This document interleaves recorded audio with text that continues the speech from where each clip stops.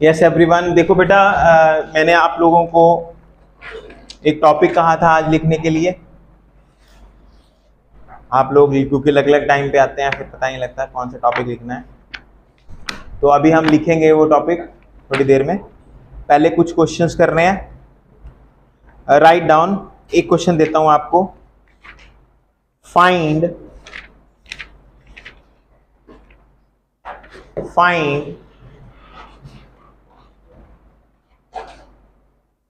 The normal reaction. Find, सिर्फ normal reaction करनी है।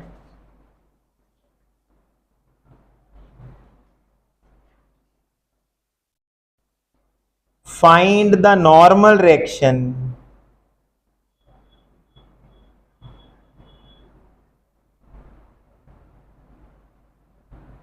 in the following case. Find the normal reaction in the following case. हमारे पास ऐसे एक इंक्लाइंड प्लेन है बच्चों, ध्यान से करना है, ठीक है। इंक्लाइंड प्लेन है और इस इंक्लाइंड प्लेन के ऊपर एक ऑब्जेक्ट पड़ी हुई है एट एन एंगल अल्फा, और आपने इसके ऊपर इस तरह से फोर्स अप्लाई की है F। नॉर्मल रिएक्शन निकालिए, करिए। थोड़ा दिमाग लगाइए, थोड़ी किडनी लगाइए, जो है आपके पास वो लगाइए। नॉर्मल रिएक्शन आपने कैलकुलेट करना है।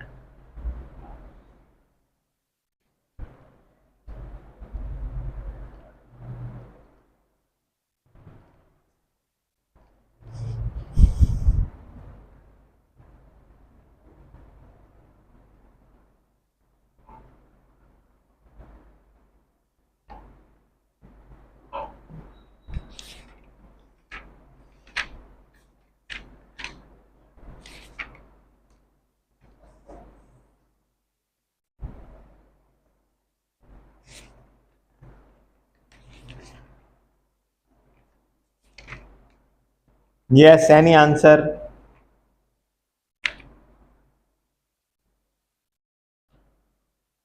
कितना नॉर्मल रिएक्शन लगेगा?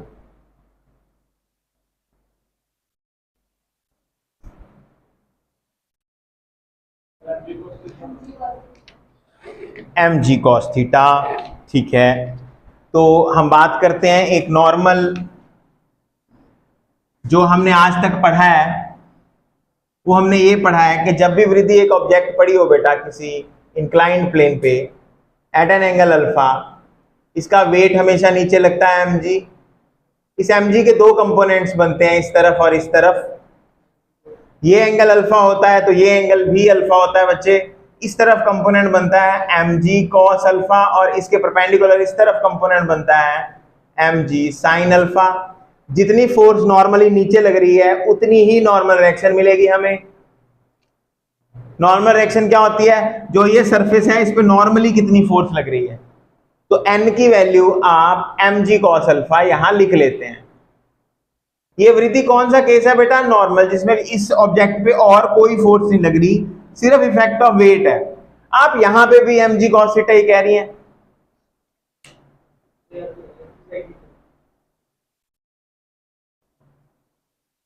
नॉर्मल रिएक्शन निकालने के लिए मुझे बताइए आपको क्या चीज कैलकुलेट करनी है? किस तरफ? नेट फोर्स इसने बोला किस तरफ? Net force normal to this plane. जितनी अंदर को फोर्स लग रही होगी उतनी ही नॉर्मल रिएक्शन मिलेगी। अब इधर आ जाइए। इस केस में ये F इधर लग रहा है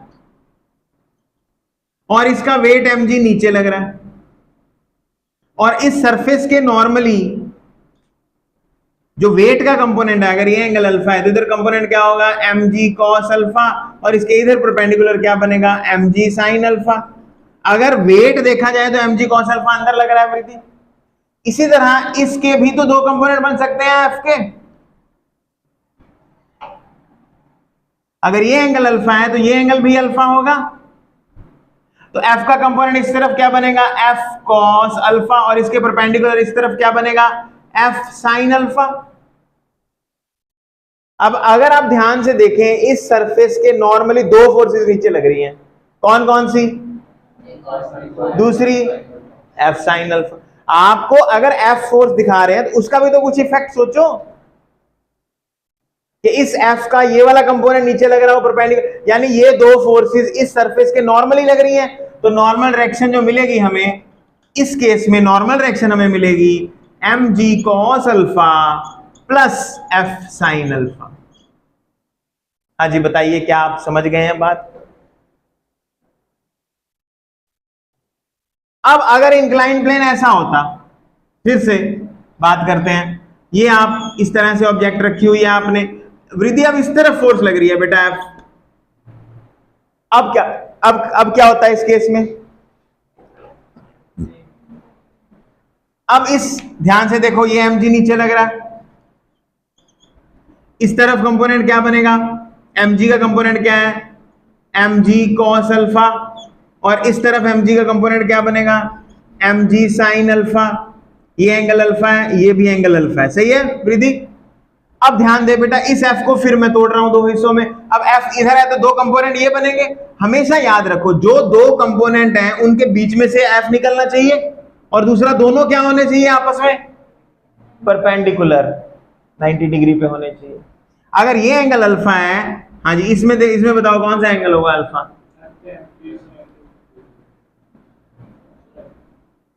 ये वाला, ठीक, शाबाश।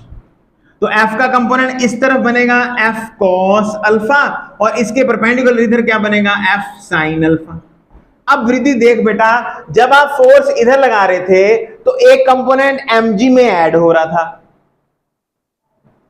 इस केस में जब आप फोर्स इधर लगा रहे हैं तो ये component of this force mg में से क्या करना पड़ेगा, माइनस करना पड़ेगा। अगर मैं कहूं what is net force along, इसको ले लेते हैं O और नीचे को ले लेते हैं Z, OZ। अगर OZ के अलोंग हमने फोर्स निकालनी है तो नीचे को कौन लग रही है, mg cos अल्फा, और इधर को कौन सी, ये कौन सी फोर्स लग रही है, f साइन अल्फा। माइनस कर दिया मैंने दोनों को, मतलब मैं ये मान के चल रहा हूं कि ये कम है और ये क्या है, ज्यादा है। अलोंग Z ध्यान से लिखना, Z ये वाला पॉइंट है, ठीक है। तो ये नीचे को लगने वाली फोर्स ये है, इसका मतलब इस केस में नॉर्मल डायरेक्शन किसके इक्वल हो गई, mg cos alpha minus f sin alpha. अब बताओ, तीनों केस समझ आ रहे हैं आप लोगों को, महक पता लग गया बेटा तीनों केसेस का। तो ये उठ जाएगा यहां से, जो नॉर्मल डायरेक्शन नहीं लगेगी। नॉर्मल डायरेक्शन गुड़िया तब लगेगी अगर ऑब्जेक्ट सरफेस को पुश करेगी नीचे को। अगर ये वेट पुश करेगा इसको तभी नॉर्मल डायरेक्शन आएगी, और पुश तभी करेगा अगर mg cos alpha f sin theta से क्या, sin अल्फा से क्या होना चाहिए, ज्यादा होना चाहिए, नहीं तो ये उठ जाएगा यहां से। और देखो मेरी बात सुनो ध्यान से, आपने इस पे ऐसे फोर्स लगाई, ध्यान से सुन, तो तू एक ध्यान से सोच, ये तू दबा भी रही है इसको, इसके अगेंस्ट दबा रही है, और अगर उठाना होगा तुझे, इसको यहां से उठाना होगा तो किधर, किस तरफ फोर्स लगाएगी, इस तरफ फोर्स। क्या मेरी बात समझ रहे हो, अगर दबाना होगा इसको तो अंदर को, तो ये वेट के कंपोनेंट में ऐड हो रही है फोर्स, और अगर उठाना होगा इसको तो वेट के अगेंस्ट लगा रहे हो आप फोर्स का कंपोनेंट। आई होप आप मेरी बात पकड़ रहे होगे, ठीक है। नोट करो जल्दी से, शाबाश, तीनों केस ड्रॉ करो।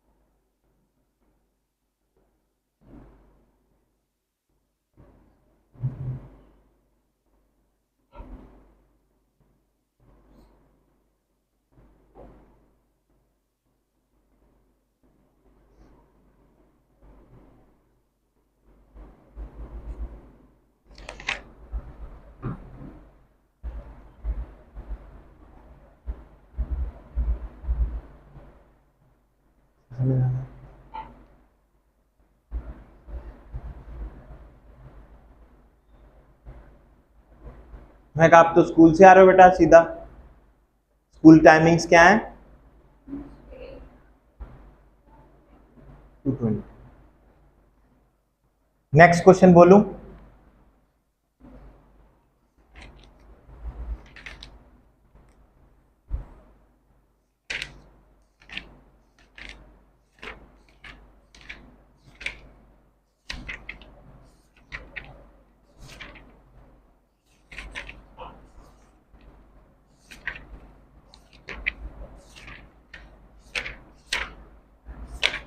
कल से या मोस्ट प्रोबेबली परसों से वर्क पावर एनर्जी शुरू हो जाएगा।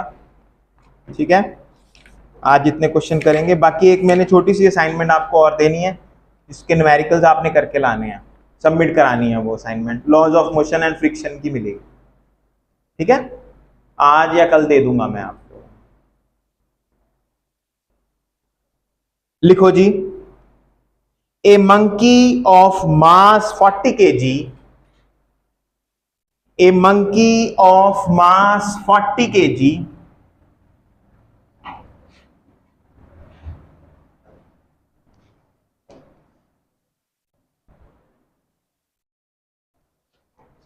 a monkey of mass 40 kg climbs on a rope which can withstand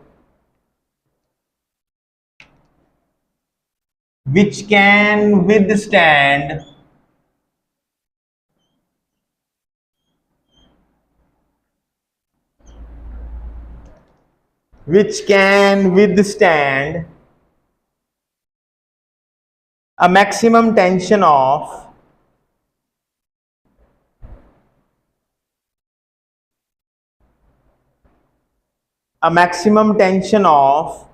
600 Newton.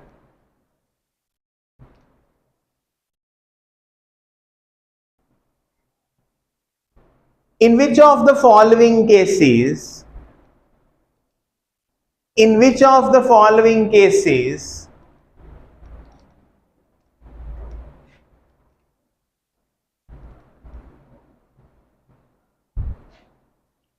the rope break? Will the rope break?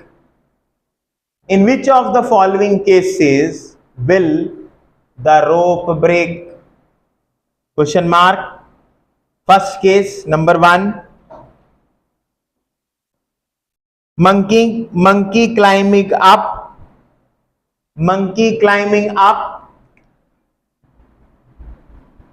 with an acceleration of 6 meter per second square.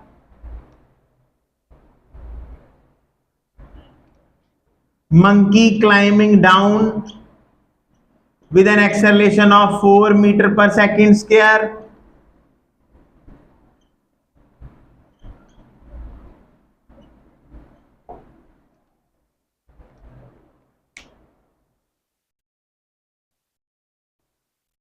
Third, monkey climbing up with a uniform speed of 5 meter per second. Number 4th, monkey climbing down with a speed of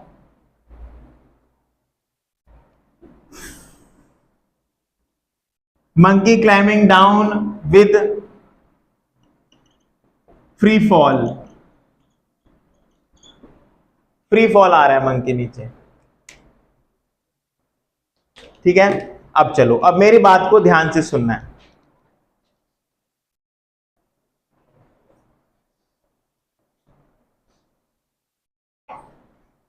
अब ध्यान से देखो, monkey जब रोप पे चढ़ेगा तो क्या हो रहा है रोप को?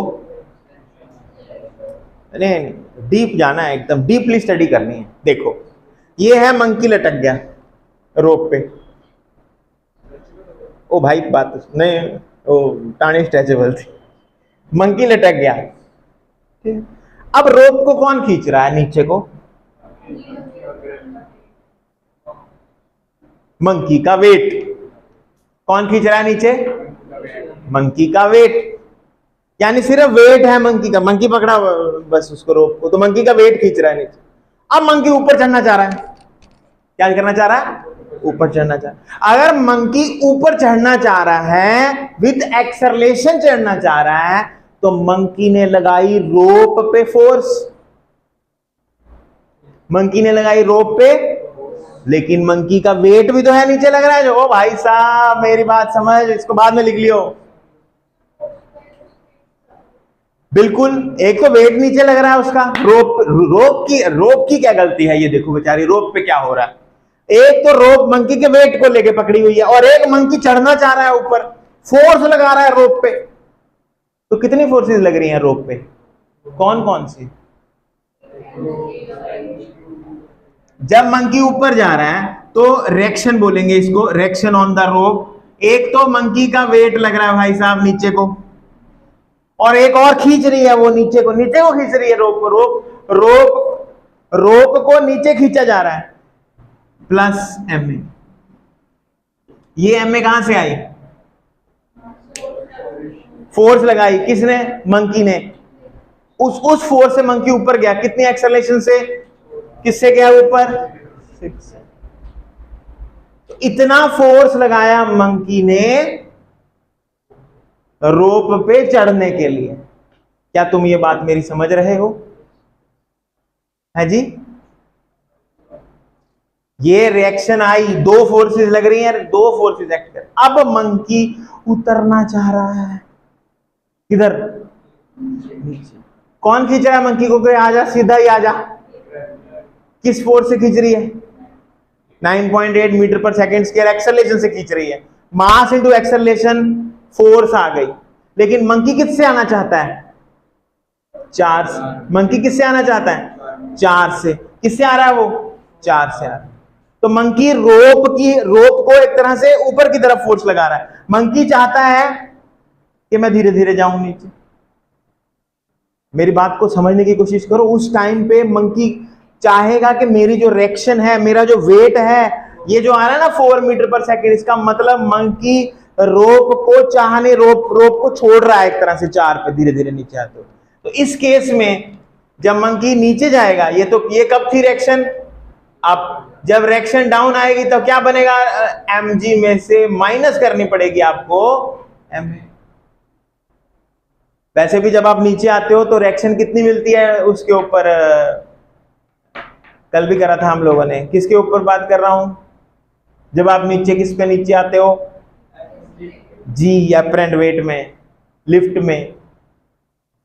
लिफ्ट में भी यही केस बनता है थोड़ा थोड़ा। थर्ड केस में मंकी भाई सीधा ही नीचे आ रहा है, डाउन। थर्ड नहीं, कौन सा केस है ये वाला केस। पहला हो गया, दूसरा हो गया, इसकी बात चल रही है। लास्ट वाले केस में मंकी कैसे फॉल कर रहा है? फ्री फॉल में वो पकड़ेगा रोप को? अगर रोप को पकड़ेगा नहीं, रोप पे तो कुछ नहीं हो रहा। तो अगर नीचे आते हुए एक्सेलरेशन उसकी जी हो गई, तो mg माइनस mg, तो रिएक्शन है ही नहीं रोप में कोई। रोप में रिएक्शन का मतलब क्या? रोप में कोई खिंचाव होगा जब मंकी फ्री फॉल करेगा। रोप में कितना खिंचाव होगा जब मंकी नीचे आ रहा है विद एन एक्सेलरेशन ए? तो इतना। रोप में कितना खिंचाव होगा जब मंकी ऊपर चढ़ रहा है? इतना। तो जब आप रोप से ऊपर चढ़ते हो तो आप सबसे ज्यादा टेंशन क्रिएट करते हो रोप में, और जब रोप से नीचे आते हो आप, तो आप कम करते हो टेंशन क्रिएट रोप में। और जब फ्री फॉल करते हो तो रोप में कोई टेंशन नहीं होती, रोप को पकड़ते ही नहीं, आप ऐसे भर्र करते आ रहे हो सीधा नीचे। अब ये भी केस है। इस केस में मुझे बताओ कि वो 5 मीटर पर सेकेंड से आ रहा है नीचे, ठीक है? उसको कोई ला रहा है 5 मीटर पर सेकेंड। इस पे कोई फोर्स लग रही है इस केस में? यूनिफॉर्म नीचे आ रहा है अगर 5 मीटर पर सेकेंड से, चलो पहले हम 3 केस कर ले, पहले 3 केस करते हैं। फर्स्ट, हाँ जी, फर्स्ट केस में पहला केस कौन सा है? फर्स्ट क्या है? आप एक्सेलेरेशन कितनी है? 6 मीटर पर सेकंड स्क्वायर, और जी की वैल्यू कितनी कही है इन्होंने?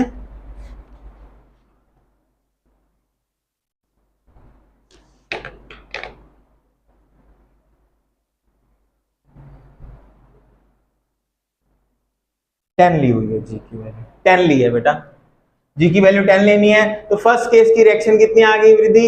M G plus M A, mass का बाहर आ गया, जी प्लस ए, मास कितना दिया हुआ है मंकी का? 40, और इसको जी है 10 प्लस 6 16, 40 इंटू 16, 16 चौका 64, 640 न्यूटन। वृद्धि ये रिएक्शन किससे ज्यादा है बेटा? पहली लाइन क्या है?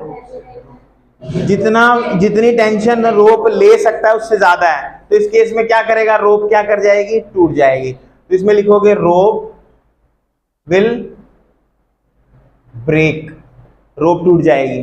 सेकंड केस, हाँ जी, सेकंड केस में रिएक्शन का फॉर्मूला क्या आएगा? M ji minus m a, ठीक है। Second case is m ji minus m a, तो एम जी माइनस ए, तो इसमें तो कमी आएगा। मास है 40 और 10 माइनस 6 है 4 है, 4, तो 40 इंटू 6, हाँ जी, कितना बन गया? 240 न्यूटन। इसमें rope will not break.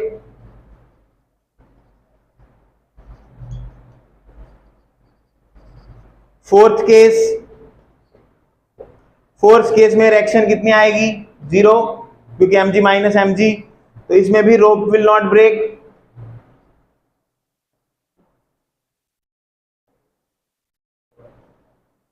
Third case में मंकी नीचे आ रहा है, तो नीचे आते हुए रिएक्शन का फॉर्मूला क्या होता है? M ji minus m a, लेकिन नीचे आ रहा है विद कौन सी एक्सेलरेशन से नीचे आ रहा है? विद यूनिफॉर्म वेलोसिटी से आ रहा है नीचे। यूनिफॉर्म वेलोसिटी में एक्सेलरेशन क्या होती है? 0। यूनिफॉर्म वेलोसिटी मतलब वेलोसिटी ना बढ़ रही है ना कम हो रही है, तो एक्सेलरेशन 0 हो गई। तो एक्सेलरेशन की वैल्यू 0 पुट कर देंगे, तो रिएक्शन का फॉर्मूला क्या बन जाएगा? M G R is equal, mass कितना दिया हुआ है? 40 इंटू जी कितना हुआ है? 10, रिएक्शन कितना बन जाएगा बेटा? 400 न्यूटन। इसमें भी rope will not break. Note करो।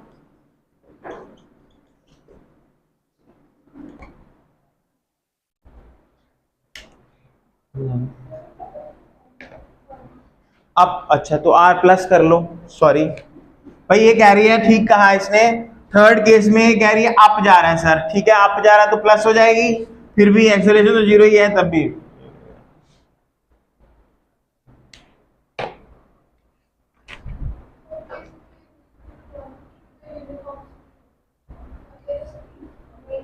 दिया बेटा यूनिफॉर्म स्पीड, मैंने बोला था।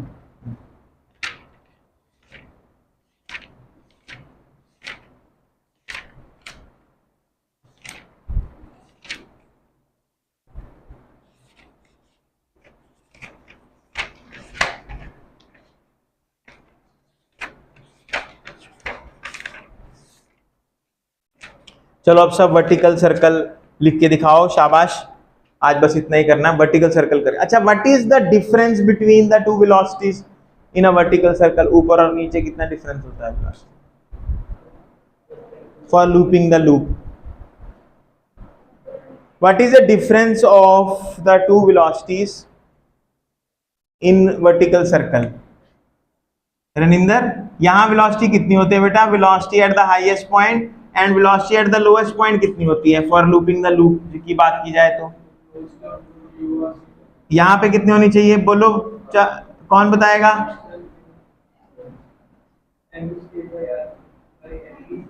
वेलोसिटी कितनी होती है? चेक करो देखो वेलोसिटी कितनी होती है, पढ़ा करो बेटा जी। हाईएस्ट पॉइंट पे वेलोसिटी कितनी होती है, लोएस्ट पे कितनी होती है? √RG और √5RG कुछ इस तरह से थी। आप अप और डाउन की बताइए।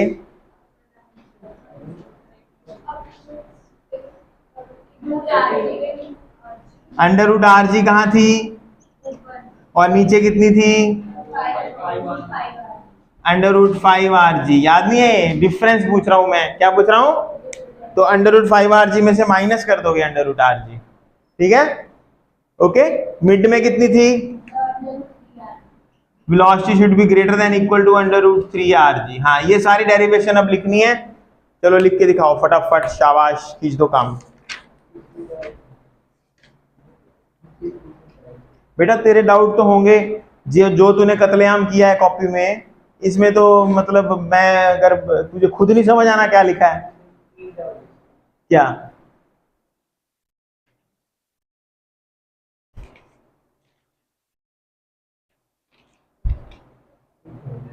क्या है ये डाउट?